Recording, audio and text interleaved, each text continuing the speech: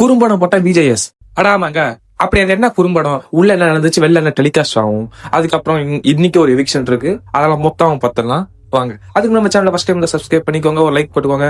And இந்த week யாருக்கு எவிட் ஆனா நல்லா இருந்திருக்கும் கமெண்ட் பண்ணுங்க. வாங்க வீடியோ போலாம். இந்த பிக் பாஸ் சீசன் 9 பாத்தீங்கன்னா இன்னைக்கு 10th வீக்கான லாஸ்ட் வந்தாச்சு. லாஸ்ட்னா சண்டே வந்தாச்சு. சண்டே எபிசோட்ல என்ன நடந்துச்சு, என்னென்ன உள்ள நடந்திருக்கு, என்ன டெலிகாஸ்ட் ஆகும், அதெல்லாம் பார்க்கலாம். ஃபர்ஸ்ட் எடுத்தோம் என்ன நடந்திருக்குன்னு பாத்தீங்கன்னா, ஒரு குறும்படம் போட்டிருக்காங்க விஜேஎஸ். அப்படி என்னடா அந்த குறும்படம் பாத்தீங்கன்னா, இந்த சீசன்ல பெஸ்ட் டாஸ்க்னு சொல்ற, அதுவும் ஃபன்னிஸ்ட் டாஸ்க்னு சொல்ற அந்த டாஸ்க ஃபன்னா ஒரு குறும்படம் போட்டிருக்காங்க.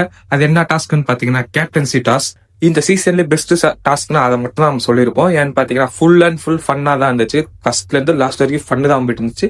லாஸ்ட் ஒரு ரவுண்டு மட்டும் தான் கொஞ்சம் அக்ரெசிவா போகணும் இருந்தது. அது ரொம்ப நாள் இல்ல, சும்மா இந்த கேமுக்காக அது நடந்துதான் ஆகணும். ஏன்னா 2 பேருக்கு அப்ப அந்த போட்டி நடக்கும். அதனால ஃபுல் ஃபன்னா தான் போயிருக்கு ஃபுல்லாவே. அதுல பாத்தீங்கன்னா எல்லாமே உமன் கார்டு தூக்காம எல்லாமே கரெக்டா விளையாண்டாங்க, ஜாலியா இருந்துச்சு. அது ஏன்னு உங்களுக்கே தெரியும்.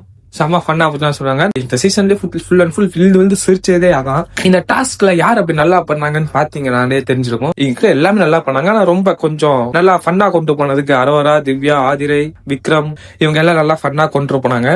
செம்மையா இருந்துச்சு பாக்குறதுக்கு. அமித்னா சொல்லவே தேவை, அசால்ட்டா தூக்கிட்டு போய் வச்சு இந்த வீக் கேப்டனே அவர் தான். அப்படியே செம்மையா பிளே பண்ணாங்க. இதுல பாத்தீங்கன்னா ஒரு டைம் ஆதிரைக்கு செம்மையா மண்டையில அடி விழுந்திருக்கும். அதையும் நம்ம ஆதிரை இது கண்டுக்காம எழுந்து விளையாண்டுட்டு இருந்தாங்க. சோ நல்லா இருந்துச்சு அந்த கேப்டன் சார். அதை இப்ப ஃபன்னா ஒரு குறும்படம் போட்டிருக்காங்க இந்த சண்டே எபிசோட்ல. பார்க்க நல்லா இருந்துச்சுன்னு சொல்லியிருக்காங்க. பாப்போம் எபிசோட்ல எப்படி வருதுன்ட்டு. இந்த குறும்படம் போட்டு எபிசோட் ஓட்டுறாங்க. ரைட். அடுத்தது என்னன்னு பாத்தீங்கன்னா கோர்ட் டாஸ்க்கு போயிருக்காங்க. கோர்ட் டாஸ்க்ல பாதி பேருக்கு ரோஸ்ட் வந்துதான் சொல்லணும். அது யார் யாருக்குன்னு பாத்தீங்கன்னா, அந்த கோர்ட் டெக்கோரம் ஃபாலோ பண்ணாதவங்க எல்லாத்துக்குமே அடி விழுந்துருக்குதான் சொல்லணும். அப்படி கோர்ட் டெக்கோரம் ஃபாலோ பண்ணாம யார் யார் அடி விழுந்து எல்லாத்துக்குமே அடி விழுந்திருக்கு. ஆனா ரொம்ப அடி விழுந்து யாருக்குன்னு பாத்தீங்கன்னா விஜய், பார்வதி, கமுருதீன், எஃப்ஜே, வினோத், அமி இவங்க எல்லாத்துக்குமே செம்மடி விழுந்திருக்குன்னு சொல்றாங்க. ஏன்னு பாத்தீங்கன்னா இவங்க கோர்ட் டெக்கோரம் எல்லாரையும் ஃபாலோ பண்ணல, ஆனா இவங்க ரொம்ப பண்றாங்கன்னு சொல்லியிருந்தாங்க. அது இல்லாம விஜய், பார்வதி, கமுருதீன் ரொம்ப பண்ணிருக்காங்க. லாஸ்ட் கேஸ்ல உங்களுக்கு தெரிஞ்சிருக்கு, செம்மையா எல்லாத்தையும் அம்பளுத்து இருந்தாங்க. எஃப்ஜே அந்த இடத்துல ரொம்ப கத்திட்டு இருந்தான். அதே மாதிரி இவங்க 3 பேத்துக்கு செம்ம ரோஸ்ட்னு சொல்லியிருக்காங்க. எஃப்ஜே, விஜய், பார்வதி, கமுருதீன் இவங்க 3 பேத்துக்கு செம்ம ரோஸ்ட்னு சொல்லியிருக்காங்க. இவங்க ஒரு டாஸ்க்ல இல்ல, பார்வோட டாஸ்க் வரப்போதெல்லாம் பார்வோ டெக்கோரம் ஃபாலோ பண்ணல. ஆனா எல்லா கேஸ்ல டெக்கோரம் ஃபாலோ பண்ணுங்க, டெக்கோரம் ஃபாலோ பண்ணுங்க பார் சொல்லிட்டு இருந்தாங்க. ஆனா இந்த கேஸ்ல அவங்களுக்கு வர கேஸ்ல டெக்கோரம் எதுவும் ஃபாலோ பண்ணல. ஜட்ஜுக்கும் சரி லாயருக்கும் சரி இவங்க சொல்லி கொடுத்துட்டு இருந்தாங்க. சில டைம்ல டவுட்டே வந்திருக்கும், கமுருதீன் லாயரா இல்ல பார்வூ லாயரான்ட்டு. ஏன்னா எல்லா பாயிண்ட்ஸும் பார்வா எழுதி கமுருதீன்ட்டே கொடுப்பாங்க. கமுருதீன் வந்து கேள்வி மட்டும் தான் கேட்பாரு தவிர மத்த எல்லாமே பார்வை தான் சொல்லுவாங்க. ஸோ இதுக்காக செம்ம ரோஸ்ட் விட்டுருக்காரு விஜேஎஸ். விஜய், பார்வதிக்கும் கமுருதீனுக்கும் நல்லா இருக்குன்னு சொல்லியிருக்காங்க எல்லா ரோஸ்ட்டுமே.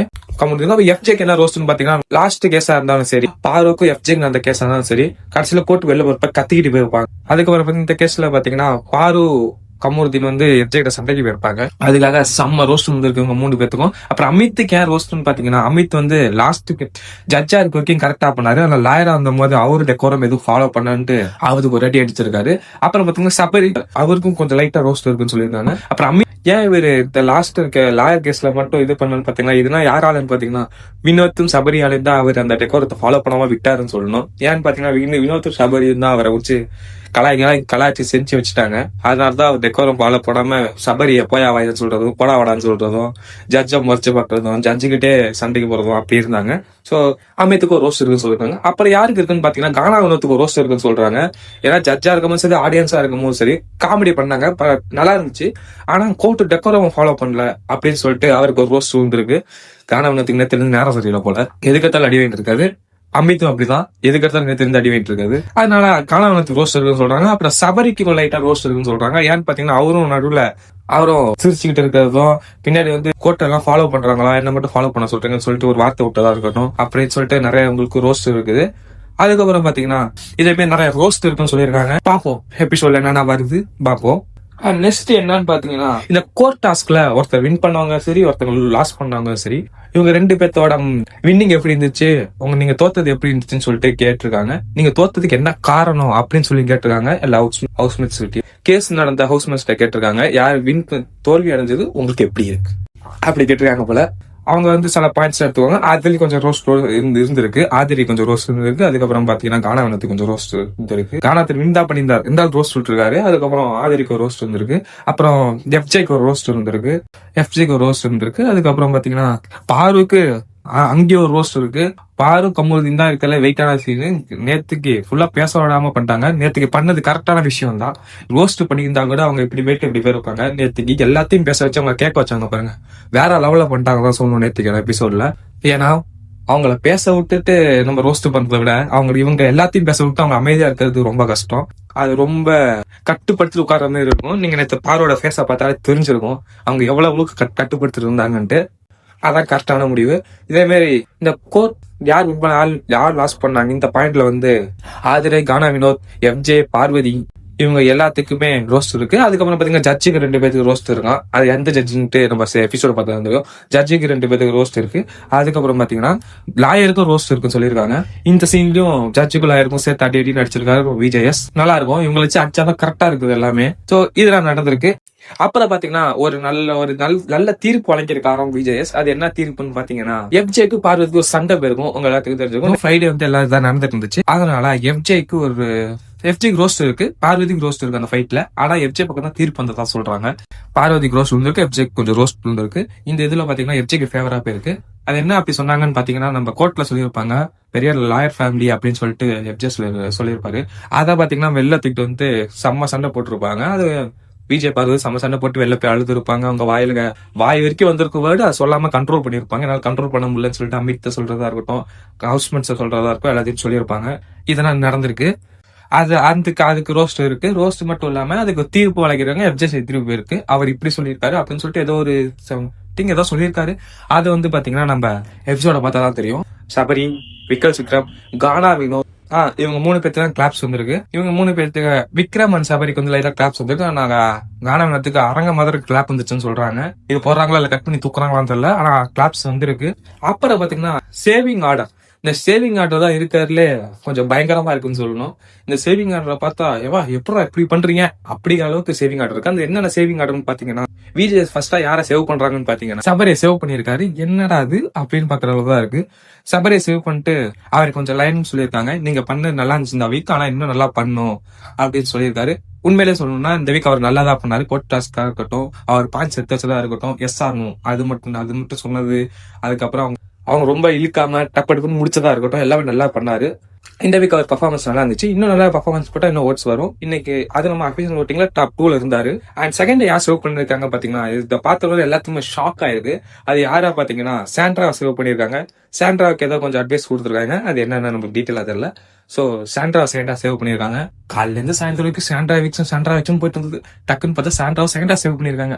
ஒரு செகண்ட் சேவா தான் செகண்ட் எவிக்ஷன் சொல்லிட்டாங்க போல. அண்ட் தேர்டா யார் சேவ் பண்ணிருக்காங்கன்னு பாத்தீங்கன்னா தேர்டா சேவ் பண்றதுக்கு தான் கொஞ்சம் விஜேஎஸ் ஃபன் பண்ணிருக்காங்க. அது என்னன்னு பாத்தீங்கன்னா நம்ம கானவனுக்கு ஹெல்ப் போட்டு உங்களை சேவ் பண்ணட்டுமா அப்படின்னு கேட்டிருக்காங்க. அதுக்கு இப்படி அவர் ஓகே சார் அப்படின்னு சொன்னதுக்கு இல்ல உங்களை விட்டுட்டு உங்க ஃப்ரெண்டை சேவ் பண்றேன், அப்பதான் நீங்க உங்க ஃப்ரெண்ட் இல்லாம இருக்க மாட்டீங்களே அப்படின்னு சொல்லியிருக்காரு. அதுக்கப்புறம் ஆடியன்ஸ் கேட்டிருக்காங்க. ஆடியன்ஸ் ஆமா அப்படின்னு கத்தி இருக்காங்க போல.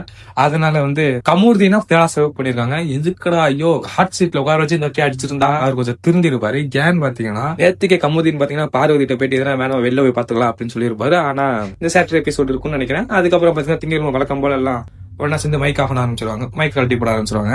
அதனால பாத்தீங்கன்னா கமூர்தீனை தேடா சேவ் பண்ணிருக்காங்க. அப்ப கானாவினத்தோட மூஞ்சே மாறிடுச்சான். கானாவினத்தை உட்கார வச்சுட்டாங்க. உட்கார வச்சு ஒரு 5 நிமிஷம் அங்கிட்டு பாத்துட்டு இருக்கும்போது டக்குன்னு கானாவினத்தை ஃபோர்த்தா கானாவினத்தை சேவ் பண்ணிருக்காங்க. டாப்ல இருக்கவங்க ஃபோர்த்தாவா சேவ் பண்ணுவீங்க? ஒரு ஃபர்ஸ்டா சேவ் பண்ண எப்ப கானாவினத்தை ஃபர்ஸ்டா சேவ் பண்றான்னு நம்ம பார்ப்போம். 4 பேர்த்த அவர் சேவ் பண்ணிருக்காரு. அதுக்கப்புறம் பார்த்தா ஹாட் சீட்ல யாருக்காக பார்த்தா எஃப்ஜே வியானா ஹாட் சீட்ல இருக்காங்க. இதுல பாத்தாங்களா ஒருத்தர் எவிக்ட் ஆயிருக்காங்க. அது யாருன்னு பாத்தீங்கன்னா அபிஷியல் ஓட்டிங்கும் சரி அன்அபிஷியல் ஓட்டிங்கும் சரி கடைசி 2 பேர்த்த நேத்திக்கு ஒருத்தர் தூக்கிட்டாங்க, ரம்யாஜாவை தூக்கிட்டாங்க. இன்னைக்கு பாத்தீங்கன்னா வியானாவை தூக்கிட்டாங்க. வியானா எவிக்டட். இப்ப வியானா எவிக்ட் அப்போ சம்பவம் நடந்திருக்கு. அது என்ன சம்பவம்னு பாத்தீங்கன்னா அரோராவுக்கும் எஃப்ஜேக்கும் பெரிய சண்டை நடந்திருக்கு. அது செம்ம சண்டைன்னு சொல்றாங்க. எஸ்டீம் அளவுக்கு அந்த சண்டை போயிருக்குன்னு சொல்றாங்க. அந்த என்ன சண்டை அப்படின்னு பாத்தீங்கன்னா எபிசோட் பார்த்தா ரொம்ப சண்டை போயிருக்கு. இந்த சண்டையை பார்த்து விஜேஎஸ் கடுப்பாயிட்டானா எப்பயுமே யாராச்சும் எவிக்ட் ஆனா ஸ்டேஜ் வச்சு பேசுவாங்க. ஆனா டேரக்டா இப்போ விஜேஎஸ் உள்ள ஸ்கிரீன் ஓபன் பண்ணி எஃப்ஜே நல்லா அடின்னு அடிச்சு இருக்கிற ஹெவி ரோஸ்ட் அடிச்சிருக்காரு. எந்த அளவுக்குன்னு பாத்தீங்கன்னா எஃப்ஜே அவனால பேசவும் முடியல, அந்த அளவுக்கு அடிச்சிருக்காரு. ஏன்னா அரோரா சைட் பாயிண்ட் இருந்திருக்கு. அரோராக்கு ஒரு அப்ரிசியேட் பண்ணிட்டாரு. அதுக்கப்புறம் எஃப்ஜே போட்டு அடிச்சு அப்புறம் ஸ்கிரீன் ஆஃப் பண்ணிட்டு அதுக்கப்புறம் தான் வியானா கூப்பிட்டுருக்காங்க. வியானா கூப்பிட்டு ஏவியை போட்டிருக்காங்க. நீங்க எபிசோட்லயா சரி லைவ்லயா சரி வியானா பார்த்து இது கிரிஞ்சு இருக்கு, இது கிரிஞ்சா இருக்குன்னு சொல்லிட்டு பாத்தீங்கன்னா தயவு செய்து அந்த எவிக்ஷன் இதை பாக்காதீங்க. Eviction stage ஸ்பீச்சை பாக்காதீங்க வியானாவோட. ஏன்னா அந்த அளவுக்கு கிரிஞ்சு பண்ணிருக்காங்களாம். இருக்கிற மொத்த கிரிஞ்சு அந்த இடத்துல இறக்கி விட்டு போயிருக்காங்களாம் வெளில. அந்த அளவுக்கு கிரிஞ்சு பண்ணிருக்காங்களாம். அதெல்லாம் பாத்தீங்கன்னா அந்த எபிசோடே நீங்க ஆஃப் பண்ணிட்டு போற அளவுக்கு இருக்குன்னு சொல்லியிருக்காங்க. அது போடுறாங்களா இல்ல கட் பண்ணி தூக்குறாங்களான்னு தெரியல. தயவு செய்து கட் பண்ணி தூக்கிட்டா நல்லா இருக்கும். ஓகே ஃப்ரெண்ட்ஸ், இது மட்டும் தான் நம்ம சண்டே எபிசோட்ல நடந்திருக்கு. இதுல எது வரும் எது கட் பண்ணி தூக்குறாங்கன்னு தெரியல. எபிசோட் 1 ஹவருக்கு என்னென்ன வருமோ அதான் போடுவாங்க. சில பேருக்கு ரோஸ்ட் கட் பண்ணி தூக்கலாம், சில பேருக்கு கிளாப்ஸ் கட் பண்ணி தூக்கலாம், சில டைம்ல குறும்படை கட் பண்ணி தூக்குவாங்க. சொல்ல போனா இந்த அரோரா ஃபைட்டை கூட கட் பண்ணி தூக்குவாங்க. பாப்போம் என்ன நடக்குதுன்ட்டு. இந்த வீக் நடந்த எவிக்ஷனை பத்தி நீங்க என்ன நினைக்கிறீங்க கமெண்ட் பண்ணுங்க. அண்ட் மறக்காம சேனல் சப்ஸ்கிரைப் பண்ணிக்கோங்க.